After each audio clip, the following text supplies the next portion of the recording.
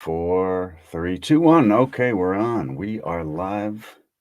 Welcome to the Cultured Bumpkin, you cultured bumpkins. And today is chapter 36 of Pride and Prejudice, the Southern audiobook that I'm narrating, Southern, style audiobook I'm narrating. If you are new to the channel, welcome. I hope that you enjoy it here. I hope you'll subscribe and really find a home and enjoy a lot of stuff on here. And if you're a returning guest, welcome and good to have you back. So in the last chapter, Darcy has sent a letter explaining himself as to why. Well, the previous chapter, I guess, chapter 34, he proposes to Liz. Liz shuts him down, and then he leaves.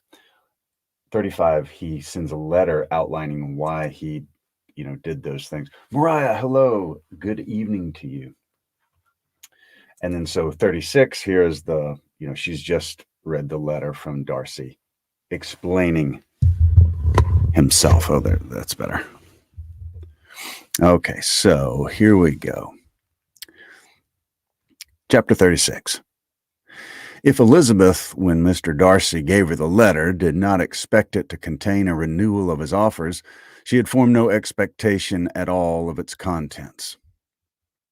But such as they were, it may be well supposed how eagerly she went through them, and what a contrariety of emotion they excited. Her feelings as she read were scarcely to be defined. With amazement did she first understand that he believed any apology to be in his power, and steadfastly was she persuaded that he could have no explanation to give which a just sense of shame would not conceal. With a strong prejudice against everything he might say, she began his account of what had happened at Netherfield. She read with an eagerness which hardly left her power of comprehension, and from impatience of knowing what the next sentence might bring, was incapable of attending to the sense of the one before her eyes. His belief of her sister's insensibility she instantly resolved to be false, and his account of the worst objections to the match made her too angry to have any wish of doing him justice. He expressed no regret for what he had done which satisfied her. His style was not penitent, but haughty. It was all pride and insolence. But when this subject was succeeded by his account of Mr. Wickham, when she read with somewhat clearer attention a relation of events which, if true, must overthrow every cherished opinion of his worth, and which bore so alarming an affinity to his own history of himself, her feelings were yet more acutely painful and more difficult of definition. Astonishment, apprehension, and even horror oppressed her. She wished to discredit it entirely, repeatedly exclaiming, "This must be false. This cannot be. This must be the grossest falsehood." And when she had gone through the whole letter, though scarcely knowing anything of the last page or two, put it hastily away, protesting that she would not regard it, that she would never look at it again. In this perturbed state of mind, with thoughts that could rest on nothing, she walked on. But it would not do. In half a minute, the letter was unfolded again, and collecting herself as well as she could, she began again the mortifying perusal of all that related to Wickham, and commanded herself so far as to examine the meaning of every sentence. The account of his connection with the Pemberley family was exactly what he had related himself, and the kindness of the late Mr. Darcy, though she had not before known its extent, agreed equally well with his own words. So far, each recital confirmed the other, and when she came to the will, the difference was great. But when she came to the will, the difference was great. What Wickham had said of the living was fresh in her memory, and as she recalled his very words, it was impossible not to feel that there was gross duplicity on one side or the other, and for a few moments she flattered herself that her wishes did not err. But when she read and reread with the closest attention the particulars immediately following of Wickham's resigning all pretensions to the living, excuse me, of his receiving in lieu so considerable a sum as £3,000, again she was forced to hesitate. She put down the letter, weighed every circumstance with what she meant to be impartiality, deliberated on the probability of each statement, but with little success. On both sides, it was only assertion. Again, she read on, but every line proved more clearly that the affair, which she had believed it impossible that any contrivance could so represent as to render Mr. Darcy's conduct in it less than infamous, was capable of a turn which must make him entirely blameless throughout the whole. The extravagance and general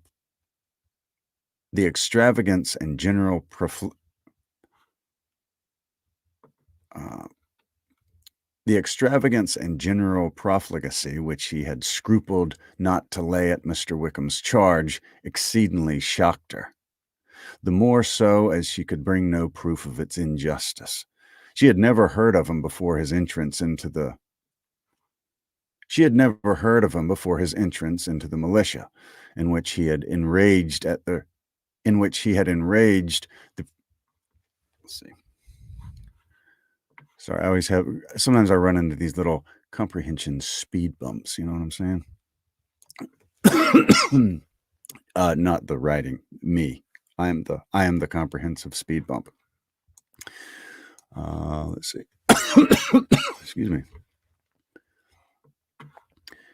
In which he had engaged at the persuasion of the young man who, on meeting him accidentally in town, had there renewed a slight acquaintance. Of his former way of life, nothing had been known in Hertfordshire but what he had told himself. As to his real character, had information been in her power, she had never felt a wish of inquiring. His countenance, voice, and manner excuse me. His countenance, voice, and manner had established him at once in the possession of every virtue.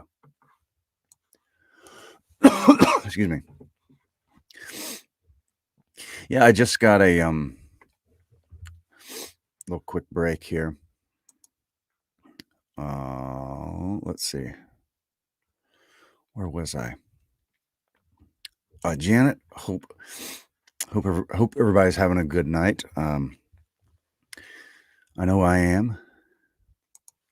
Story time. Let's see. And Drew, we're digging the blue. Thank you, Drew. I appreciate that. I got this little. My brother is a cinematographer, right? And I'm helping him set up his YouTube.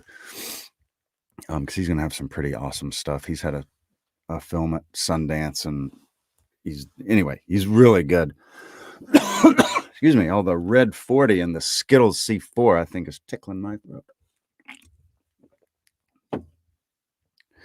Read some number that isn't good for you, but tastes really good.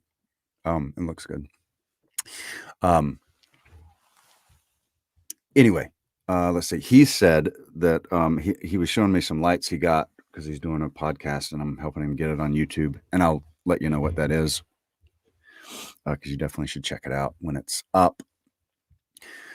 He was like, "Oh, these are like $500, and these are great. They work really good." And for him, that is good. He needs a $500 light because he's that good. I was like, I don't want to pay $500, but I do need new lights. So I was at Walmart the other day, and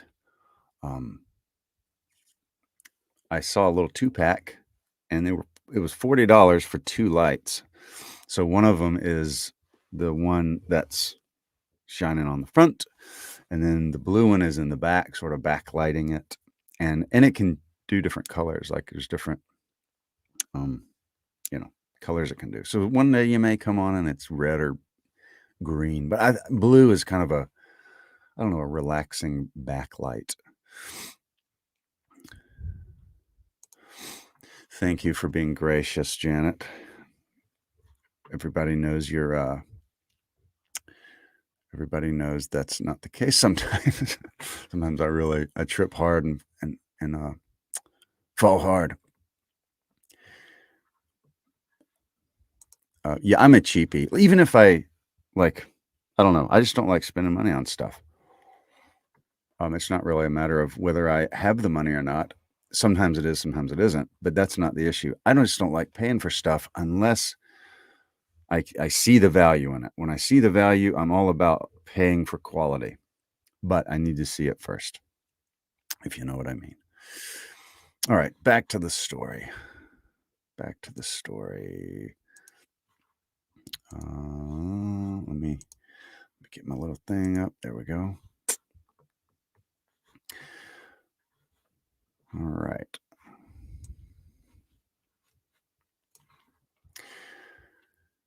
She tried to recollect some instance of goodness, some distinguished trait of integrity or benevolence that might rescue him from the attacks of Mr. Darcy, or at least, by the predominance of virtue, atone for those casual errors under which she would endeavor to class what Mr. Darcy had described as the idleness and vice of many years' continuance. But no such recollection befriended her. She could see him instantly before her in every charm of air and address. But she could see him instantly before her in every charm of air and address. But she could remember no more substantial good than the general approbation of his neighbor. But she could remember no more substantial good than the general approbation of the neighborhood and the regard with which his social powers had gained him in the mess. After pausing on this point a considerable while, she once more continued to read.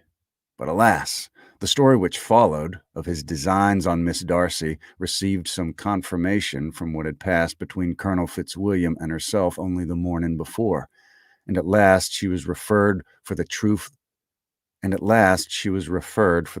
of every particular to Colonel Fitzwilliam himself, for whom she had previously received the information of his near concern in all his cousin's affairs, and whose character she had no reason to question.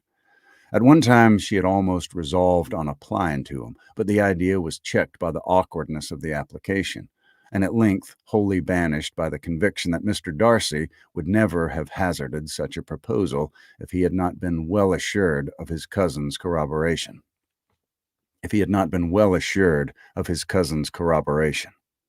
She perfectly remembered everything that had passed in conversation between Wickham and herself in their first evening at Mr. Phillips. Many of his expressions were still fresh in her memory.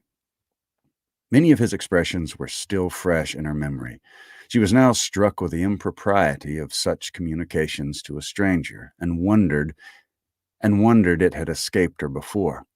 She saw the indelicacy of putting himself forward as he had done, and the inconsistency of his professions with his conduct. She remembered that he had boasted of having no fear of seeing Mr. Darcy, that Mr. Darcy might leave the country, but that he would stand his ground. Yet he had avoided the Netherfield ball the very next week. She remembered also that till the Netherfield family had quitted the country, he had told his story to no one but herself, but that after their removal it had been everywhere discussed, and then that he had then no reserves, no scruples in sinking Mr. Darcy's character, though he had assured her that respect for the father would always prevent his exposing the son. How differently did everything now appear in which he was concerned. His attentions to Miss King were now the consequence of views solely and hatefully mercenary, and the mediocrity of her fortune proved no longer the moderation of his wishes, but his eagerness to grasp at anything. His behavior to herself could now have had no tolerable motive. He had either been deceived with regard to her fortune, or had been gratifying his vanity by encouraging the preference which she believed she had most incautiously shown. Every lingering struggle in his favor grew fainter and fainter, and in farther justification of Mr. Darcy, she could not but allow Mr. Bingley, when questioned by Jane,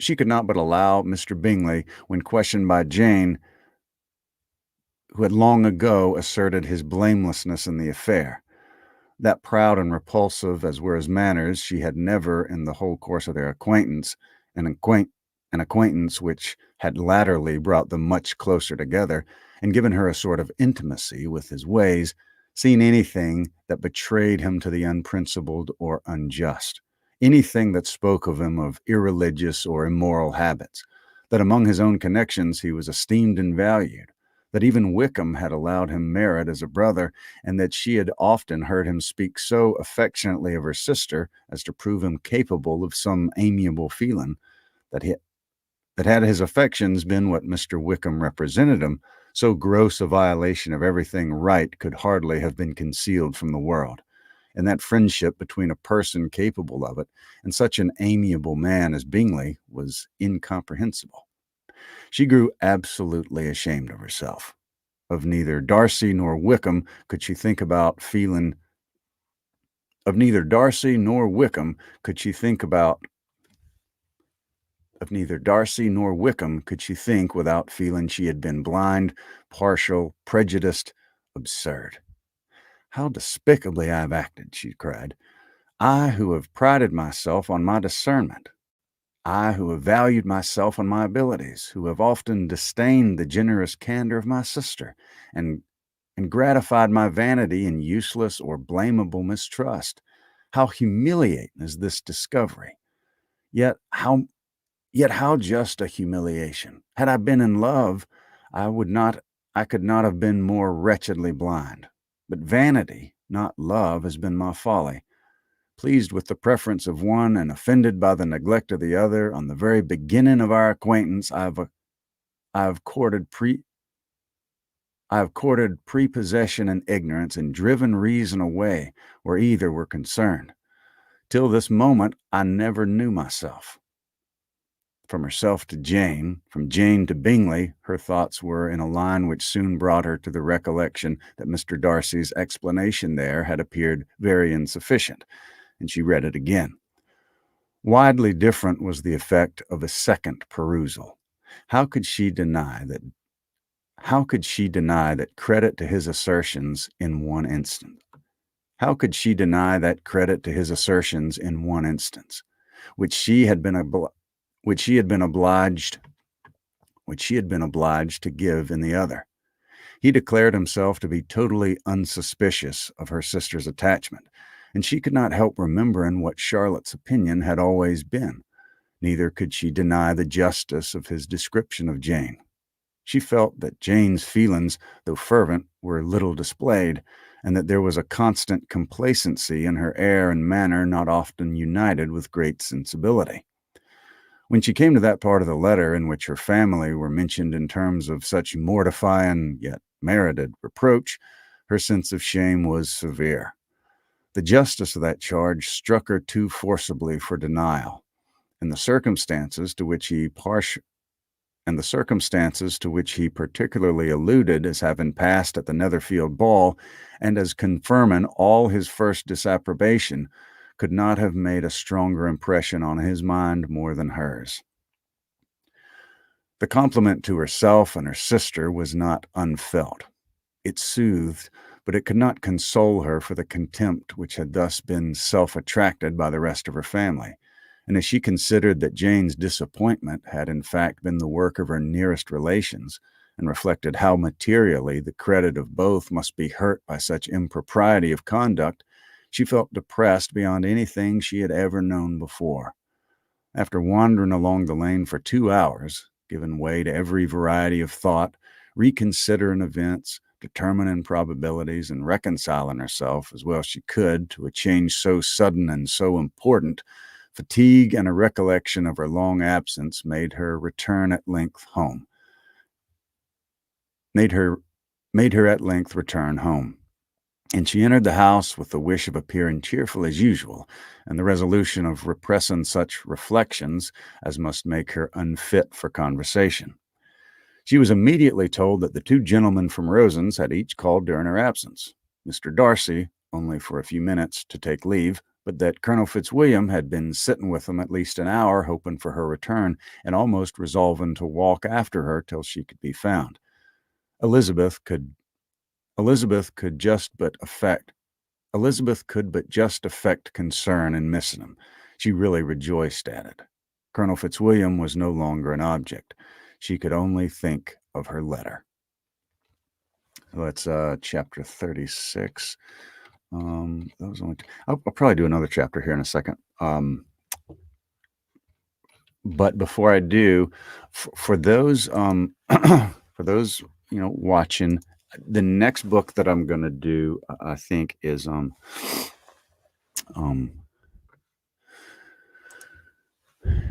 Janet, thank you so much. That's so cool. I love doing this. I love reading. I would like ideas for classic books. They would have to be public domain, but that you would want to hear read. So anytime you have a thought, like, it would be cool to read whatever. So Jane Eyre is one I'm definitely doing. But yeah, if you have a request or something, let me know, because I think I think it'd be fun, and it doesn't have to be, a lot of times. Nice. I'm kind of the same.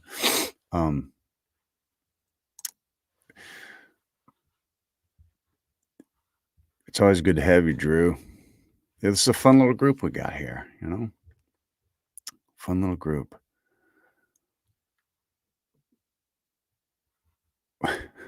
What is that's quite the combo. Let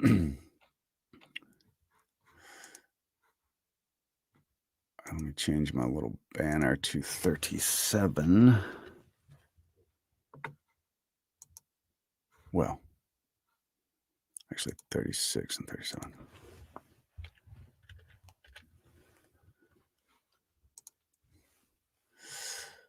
All right, boom.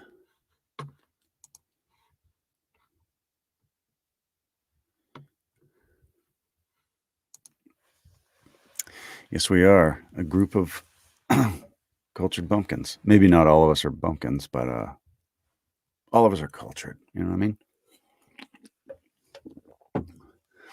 Okay, so chapter 37. And yeah, if you hear, if you think of something, a book title that's public domain, just drop it in the comments or on some video or something. That way I'll keep it in mind.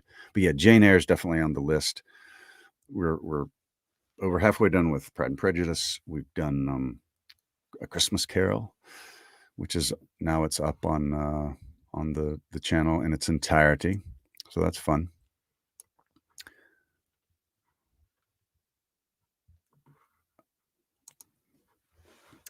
Oh, Rebecca, great to have you. Great to have you. Everybody in here is cool.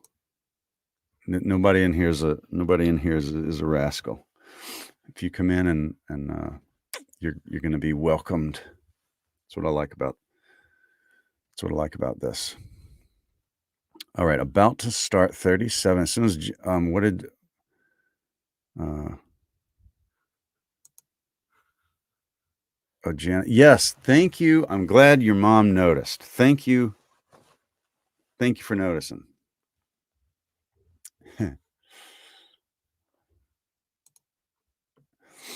That's great. All right. Well, amid this pale blue backdrop and the $40 Walmart lighting, we will do chapter 37. All right. Oops, that's 36.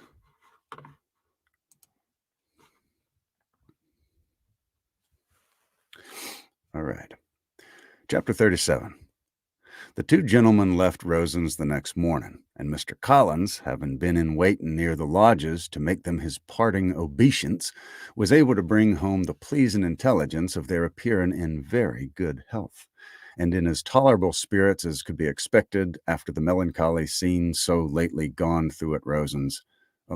And in as tolerable spirit and as sorry, this is such a good line, and I've just butchered it like a spring hog. All right. And in as tolerable spirits as could be expected after the melancholy scene so lately gone through at Rosen's. Okay, Mr. Collins is one of my favorite characters because he's such a goober. So I'm going to start over. I'm going to start the whole thing over and see if I can do it in one take. All right. All right. Cut that last bit. Get it out of here. All right.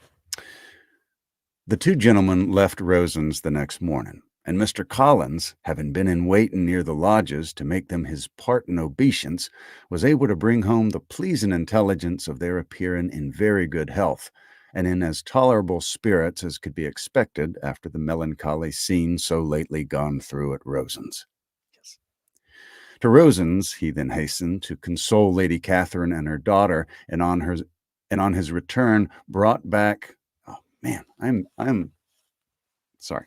To Rosen's he then hastened to console Lady Catherine and her daughter, and on his return brought back with great satisfaction a message from her ladyship, important that she felt herself so dull as to make her very desirous of having them all dine with her.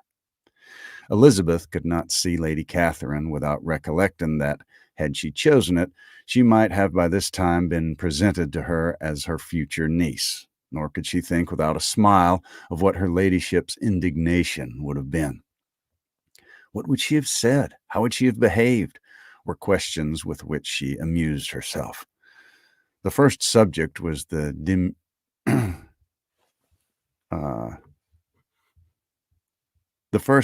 their first subject was the diminution of the Rosen's party. "I assure you I feel it exceedingly," said Lady Catherine. "I believe no one feels the loss of friends so much as I do, but I'm particularly attached to these young men and know them to be so much attached to me. They were excessively sorry to go, but so they always are. The dear Colonel rallied his spirits tolerably till just at last, but Darcy seemed to feel it most acutely more, I think, than last year. His attachment to Rosens certainly increases." Mr. Collins had a compliment and an allusion to throw in here, which were kindly smiled on by the mother and daughter. Lady Catherine observed after dinner that Miss Bennet seemed out of spirits, and immediately accounting for it by herself, by supposing that she did not like to go home again so soon, she added, "But if that's the case, you must write to your mother and beg that you may stay a little longer. Mrs. Collins will be very glad of your company, I'm sure." "I'm much obliged to your ladyship for your kind invitation," replied Elizabeth, "but it's not in my power to accept it. I must be in town next Saturday." "Why, at that rate, you'll have been here only 6 weeks. I expect you to stay 2 months. I told Mrs. Collins so before you came. There can be no occasion for your going so soon. Mrs. Bennet could certainly spare you for another fortnight." "But my father cannot. He wrote last week to hurry my return." "Oh, your father, of course, may spare you if your mother can. Daughters of Daughters are never of so much consequence to a father, and if you will stay another month complete, it'll be in my power to take you as far as London, for I'm going there early in June for a week, as Dawson does not object and as Dawson does not object to it, there will be very good room for one of you, and indeed, if the weather should happen to be cool, I would not object to taking both of you, as neither of you are very large." "You are all kindness, madam, but I believe we must abide by our original plan." Lady Catherine seemed resigned. "Mrs. Collins, you must send a servant with them. You know I always speak my mind, and I cannot bear the idea of two young women traveling post by themselves. It is highly improper. You must contrive to send somebody. I have the greatest dislike in the world to that sort of thing. Young women should always be properly guarded and attended according to their situation in life. When my niece Georgiana went to Ramsgate last summer, I made a point of her having two men servants go with her. Miss Darcy, the daughter of Mr. Darcy of Pemberley, and Lady Anne could not have appeased with could not have appeased with propriety in a different manner. I'm excessively attentive to all those things. You must send John with the young ladies, Miss Collins. I am glad it occurred to me to mention it, for I really would be for it really would be discreditable to you to go for it really would be discreditable to you to let him go alone. Your uncle is to send a servant for us. Oh, your uncle, he keeps a manservant, does he? I'm very glad you have somebody who thinks these things. Where shall you change horses? Where shall you change horses? Oh, Bromley, of course. If you mention my name at the bell, you will be attended to. Lady Catherine had many other questions to ask respecting their journey. As she did not answer them all herself, attention was necessary, which Elizabeth believed to be lucky for her, or with a mind so occupied she might have forgotten where she was. Reflection must be reserved for solitary hours. Whenever she was alone, she gave way to it as the greatest relief, and not a day went by without a solitary walk, in which she might indulge in all the delight of unpleasant reflections. Mr. Darcy's letter, Mr. Darcy's letter, Mr.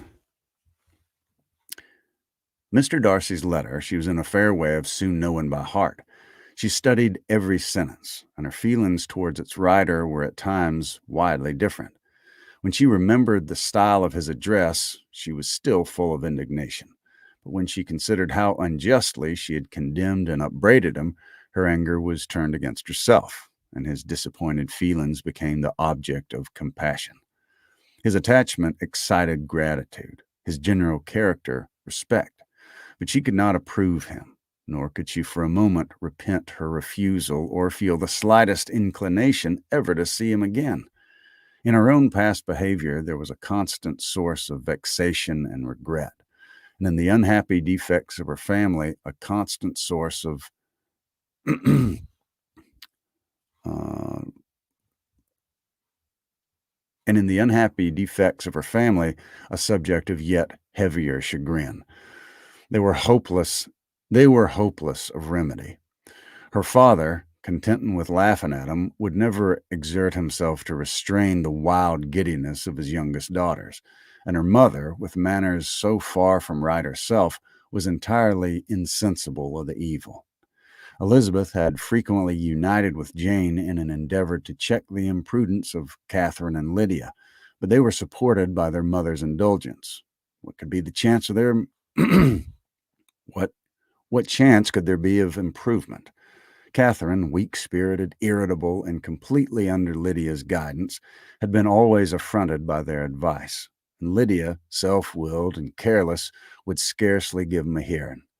They were ignorant, idle, and vain. While there was an officer in Meryton, they would flirt with him, and while Meryton was within a walk of Longbourn, they would be going there forever. Anxiety on Jane's behalf was another prevailing concern, and Mr. Darcy's explanation, by restoring Bingley to all her former good opinion, heightened the sense of what Jane had lost. His affection was proved to have been sincere, and his conduct cleared of all blame unless any could attach to the implicitness of his confidence in his friend. How grievous then was the thought that of a suitable situation so desirable in every respect, so replete with advantage, so promising for happiness, Jane had been deprived by the folly and indecorum of her own family. Their engagements at Rosings were as frequent during the last week of her stay as they had been at first. The very last evening was spent there, and her ladyship again inquired minutely into the particulars of their journey, gave him directions as to the best method of packing, and was so urgent on the necessity of placing gowns in only the right way that Maria thought herself obliged on her return to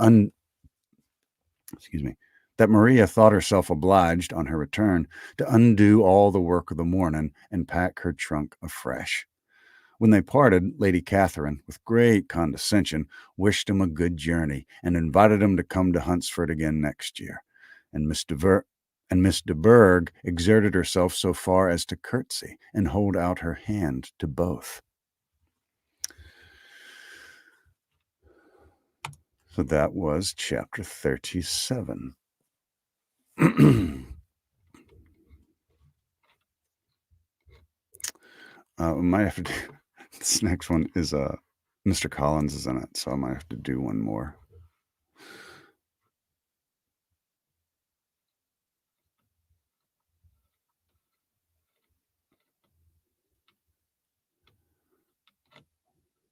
The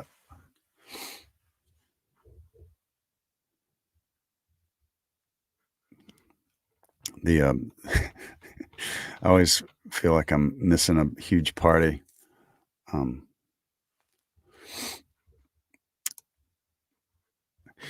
Donald Sutherland, I loved the way that he played Mr. Darcy, or I'm sorry, Mr. Bennett. He was, he was just, I don't know, he was just great. He was like a long-suffering guy. I really liked his performance. But yeah, I feel like I'm missing out on the party. All the chit chat and sidebar comments. These are great. Excuse me. All right, let's see here.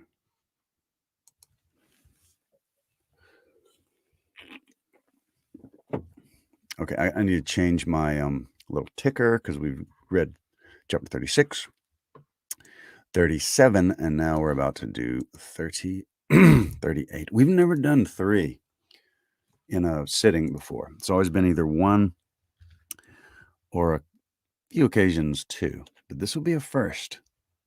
This will be 3 chapters. All right. Excuse me. Sorry. Wow. I'm telling you all, it's that red 40 and that C4, that energy drink. Maybe. I don't know. It won't stop me. Okay. All right, Drew, here we go.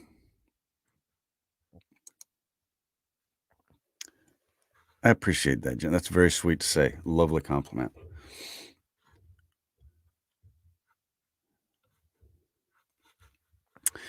All right. Let's put it on here. Nope, I didn't do it right. It's at 38.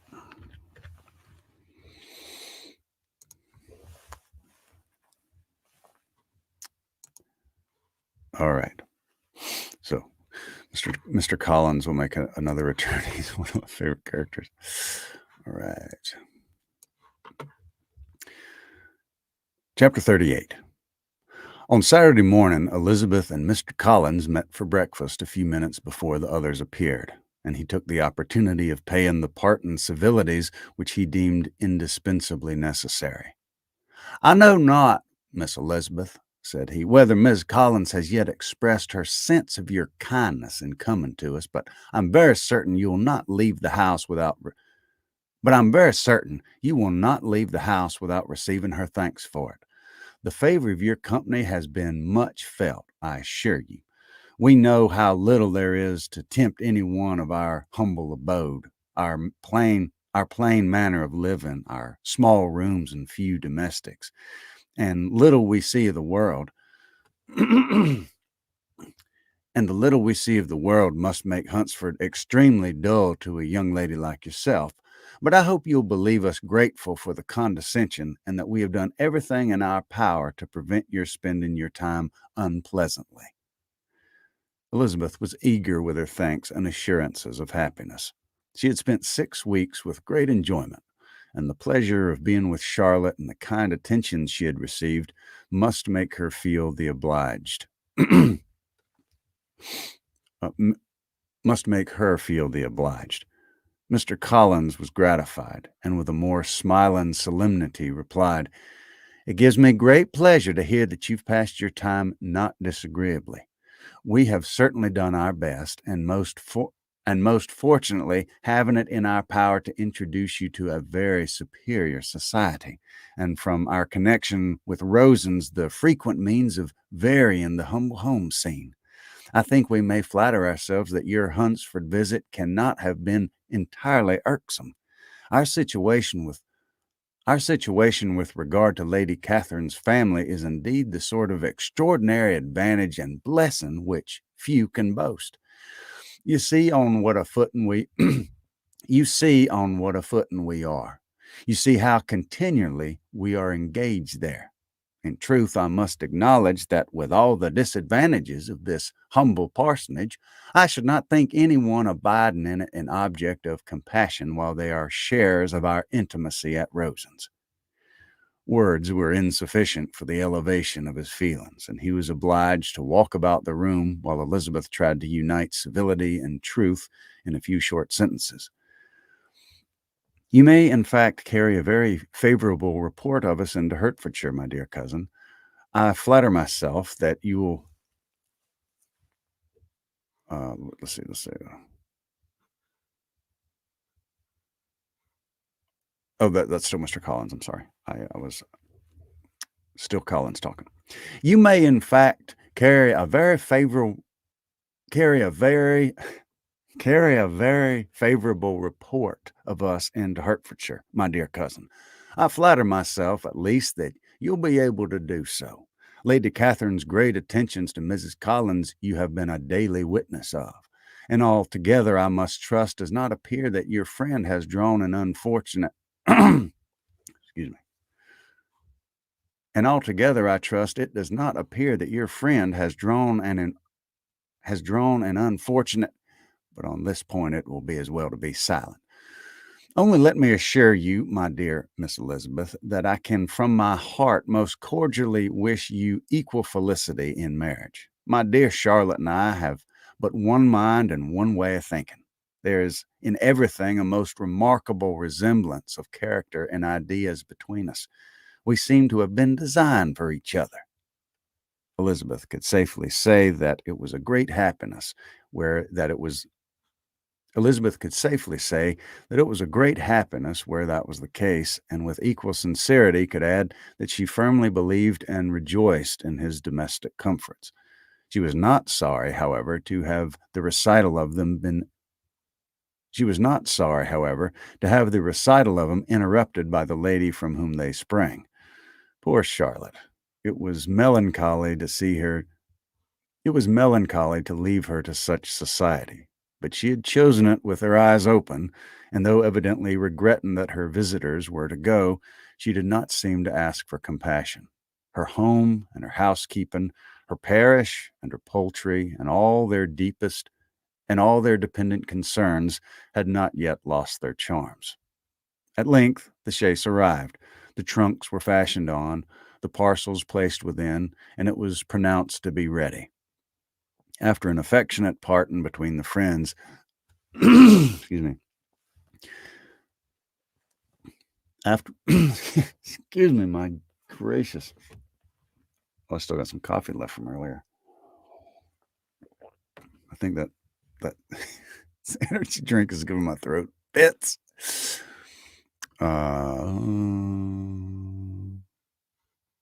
Okay. After an affectionate parting between the friends, Elizabeth was attended to the carriage by Mr. Collins, and as they walked down the garden, he was commissioning her with his best respects to all her family, not forgetting his thanks for the kindness he had received at Longbourn in the winter, and his compliments to Mr. and Mrs. Gardiner, though unknown.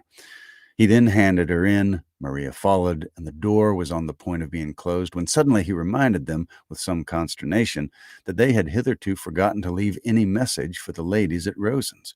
But, he added, you will of course wish to have your humble respects delivered to them with your grateful thanks for their kindness while you have been here. Elizabeth made no objection. The door was then allowed to be shut, and the carriage drove off. Good gracious! Cried Maria after a few minutes' silence. It seems but a day or two since we first came, and yet how many things have happened. A great many indeed, said her companion with a sigh. We have dined 9 times at Rosens, beside drinking tea there twice. How much more I shall have how much I shall have to tell. Elizabeth added privately, and how much I shall have to conceal. Their journey was performed without much conversation or any alarm, and within 4 hours of their leaving Hunsford, they reached Mr. Gardner's house, where they were to remain a few days. Jane looked well, and Elizabeth had little opportunity of studying her spirits amid the various engagements which the kindness of her aunt had reserved for him. But Jane was to go home with her, and at Longbourn there could be leisure enough for observation. It was not without an effort, meanwhile, that she could wait even for Longbourn before she told her sister of Mr. Darcy's proposals. To know that she had the power of revealing what would be so ex- to know that she had the power of revealing what would so exceedingly as- what would so as- Arrgh. What would so exceedingly astonish Jane, and must at the same time so highly gratify whatever of her own vanity she had not yet been able to reason away, was such a temptation to openness as nothing could have conquered but the state of indecision in which she remained as to the extent of what she should communicate, and her fear, if she once entered on the subject, of being hurried into repeating something of Bingley which might only grieve her sister further.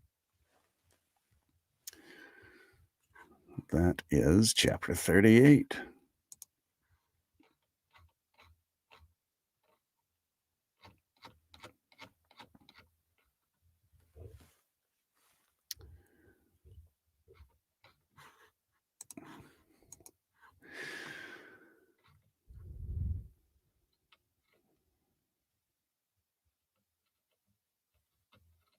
Let's back into the comments. Checking out the old comments again.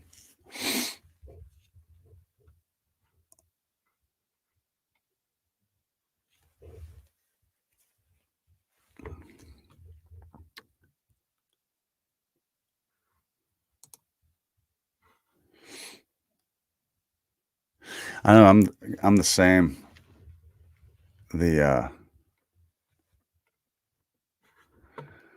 I'm the same. Yeah.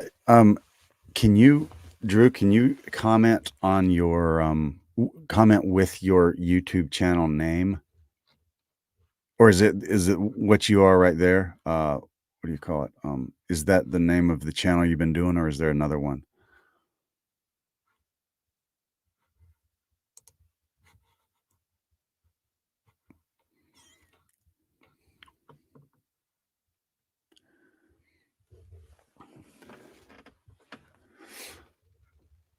Okay, there we go. That's what I was thinking.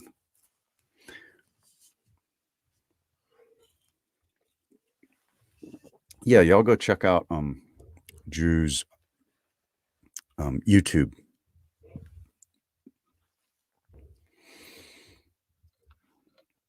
All right, let's see. I think we can do another chapter. We'll do chapter 39. Set another record.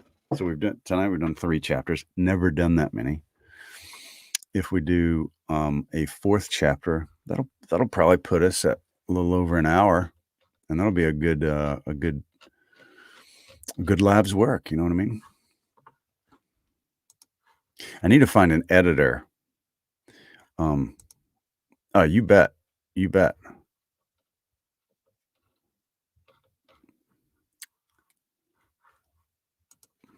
Yeah, check that out. Check Drew's stuff out. I need to find me a good sound editor. That way I can send all these files. He or she can edit them, and I can post them up, and then I can spend more time actually narrating instead of editing. Because a lot of times most of my time is spent editing and not actually narrating. But, you know.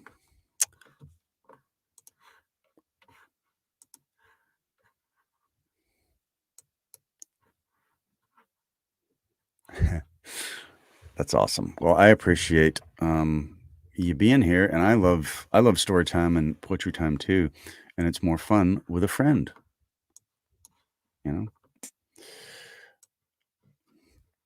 Okay, so let's get to chapter 39. Chapter 39. It was the second week in May in which the three young ladies set out together from Grace Church Street. Uh, the, in this certain thing, there's these little typos, and in this typo, it has like it's blank. Uh, anyway, I'm gonna just start over, and I'm just gonna edit it. You know what I mean? Just gonna edit it out. It was the second week in May in which the three young ladies set out together from Grace Church Street for Hertfordshire. And as they drew near the appointed inn where Mr. Bennet's carriage was to meet him, they quickly perceived, in token of the coachman's punctuality, both Kitty and Lydia looking out of a dining room upstairs. These two girls had been above an hour in the place, happily employed in visiting an opposite milliner, watching the sentinel on guard and dressing a salad and cucumber. After welcoming their sisters, they triumphantly displayed a table set out with such cold meat as an inn larder usually affords, exclaiming, "Is not this nice? Is not this an agreeable surprise? And we mean to treat you all," added Lydia. "But you must lend us the money, for we have just spent ours at the shop out there." Then showing her purchases, "Look there, I've bought this bonnet. I do not think it's very pretty, but I thought I may as well buy it as not. I shall pull it in pieces as soon as I get home and see if I cannot make it up better."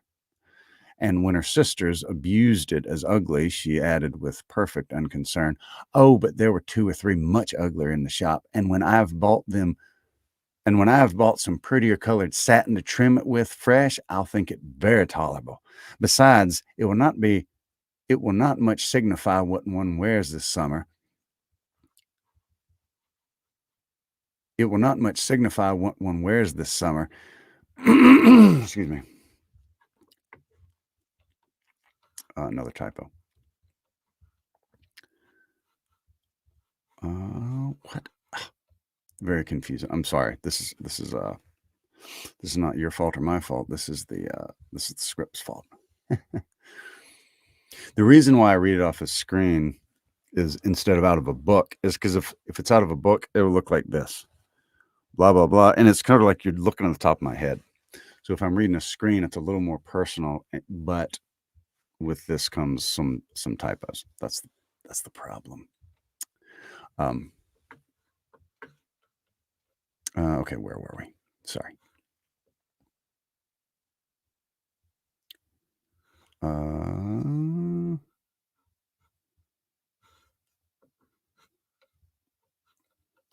Okay. Here we go. Besides, it will not much signify what one wears this summer after the militia have left Meryton, and they are going in a fortnight. "Are they indeed?" cried Elizabeth with greatest satisfaction. "They're going to be encamped near Brighton, and I do so want Papa to take us there, and I do so want Papa to take us all there for the summer. It would be such a delicious scheme, and I dare say would hardly cost anything at all. Mamma would like to go too, of all things. Only to think what a miserable summer else we should have." "Yes," thought Elizabeth, "that would be a delightful scheme indeed, and completely do for us at once. Good heaven, Brighton, and a whole camp full of soldiers, to us who have been overset already by one poor regiment of militia and the monthly balls of Meryton." "Now I have got some news for you," said Lydia as they sat down at the table. What do you think? Is excellent news, capital news, and about a certain person we all like." Jane and Elizabeth looked at each other, and the waiter was told he need not stay. Lydia laughed and said, "It is just like your formality and discretion. You thought the waiter must not hear it, as if he cared. I dare say he often hears worse things than I'm going to say, but he's an ugly fellow. I'm glad he's gone. I never saw such a long chin in my life. But now for my news. It's about dear Wickham. Too good for the waiter, is it not? There's no danger of Wickham's marrying Mary King. There's for you. She's gone down to her uncle at Liverpool, gone to stay. Wickham is safe, and Mary King is safe. added Elizabeth, safe from a connection imprudent as to fortune. She's a great fool for going away if she liked him. But I hope there's no strong attachment on either side, said Jane. I'm not sure of I'm not sure there is on his. I'll answer for it. Excuse me. I will answer for it, but he never cared 3 straws about her. Who could Okay, sorry, this is um, Lydia. I am sure there's not on his. I'll answer for it. He never cared 3 straws about her. Who could about such a nasty little freckled thing? Dang it. She's awful. Who could about such a nasty little freckled thing?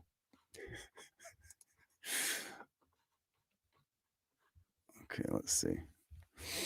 Mm,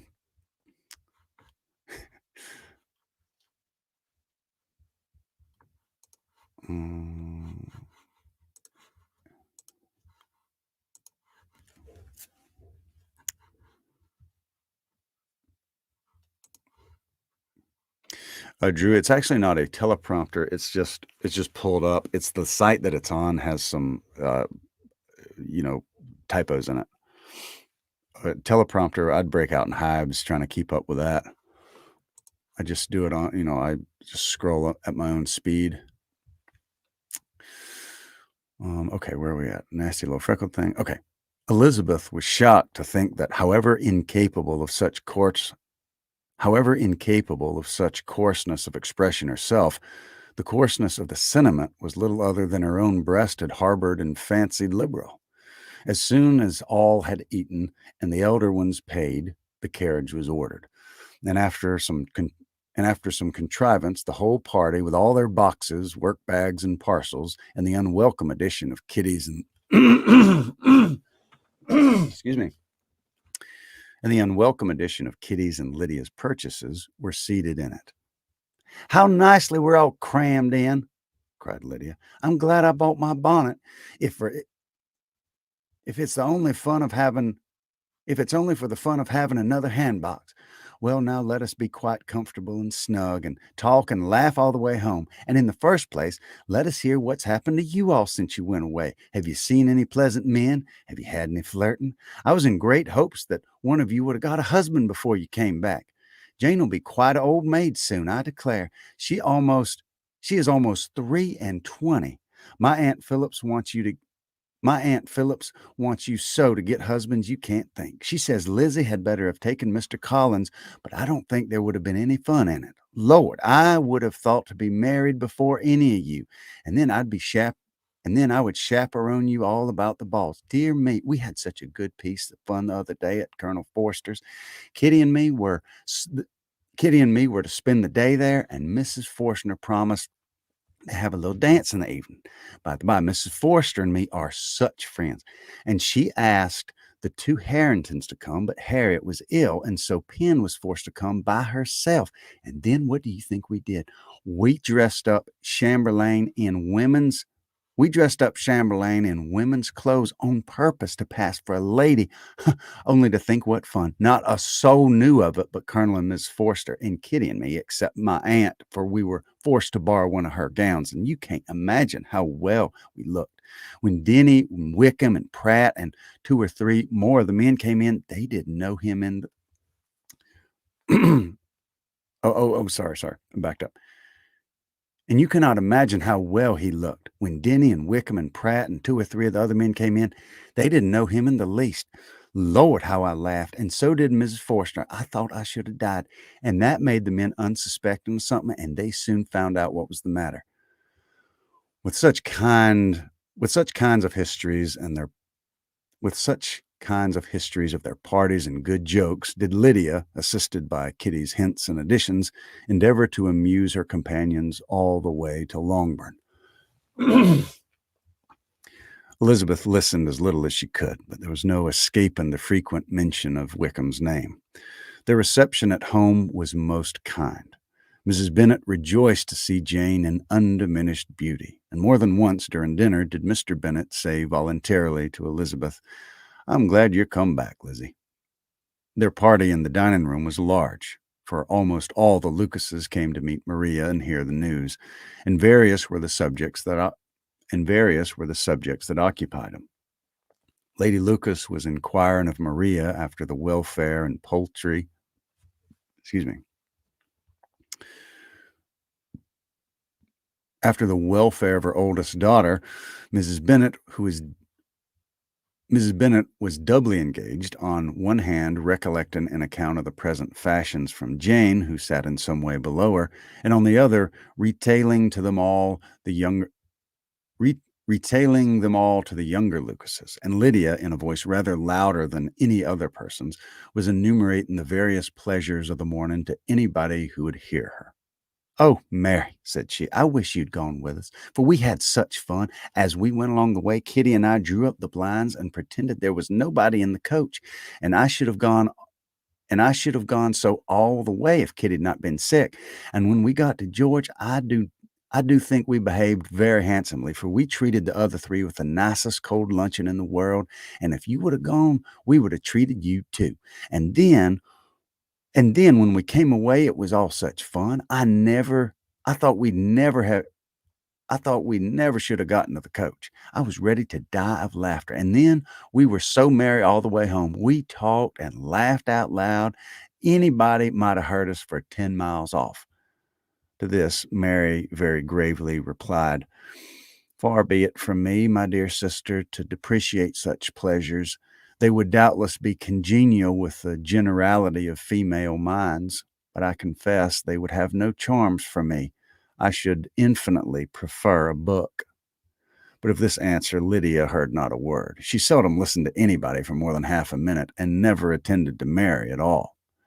In the afternoon, Lydia was urgent with the rest of the girls to walk to Meryton and to see how everybody went on. But Elizabeth steadily opposed the scheme. It should not be said that the Miss Bennets could not be at home half a day.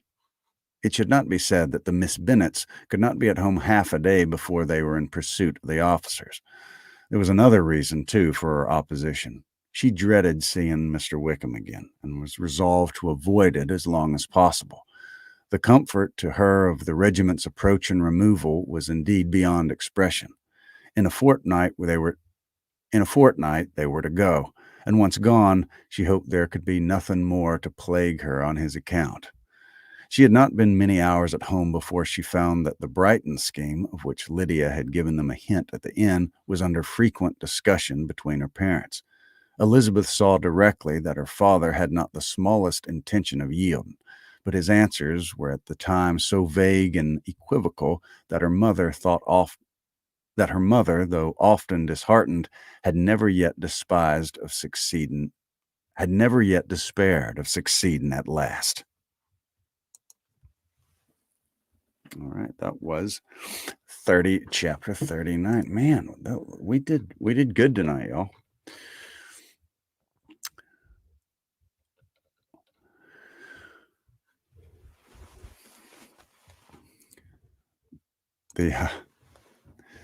And Janet, you and your mom are really living it up over there. We need to all meet at your house one night and read and eat cookies and whatnot.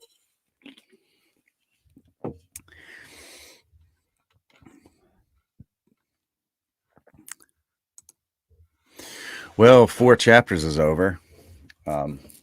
We still have, 22 to go. Something like that. 61 chapters total.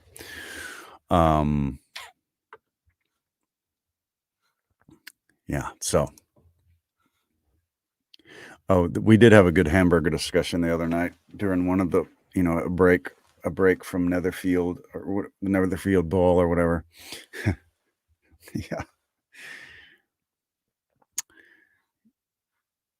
Yeah, it was a hamburger discussion, the whole live.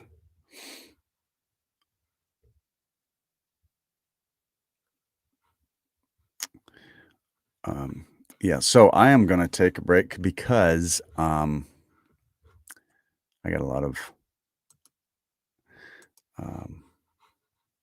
yeah, I don't remember which one it was. I think it was on a poetry live, one of the poetry lives.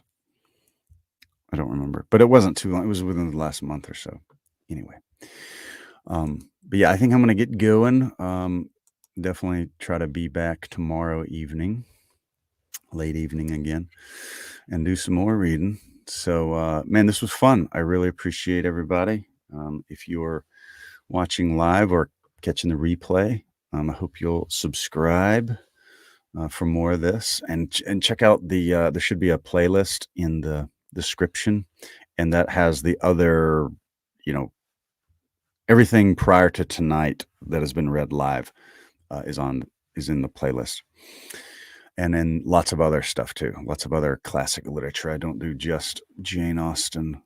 I do classic literature in general. And yeah, tell your friends, subscribe, all that kind of thing. It's always fun to hang out with fellow literature lovers. Drew, night night. Glad, Mariah, glad you were here. Great to see you. And we'll see y'all. Nice. That sounds good. Sleep tight. Don't let the bed bugs bite. And we will catch y'all next time.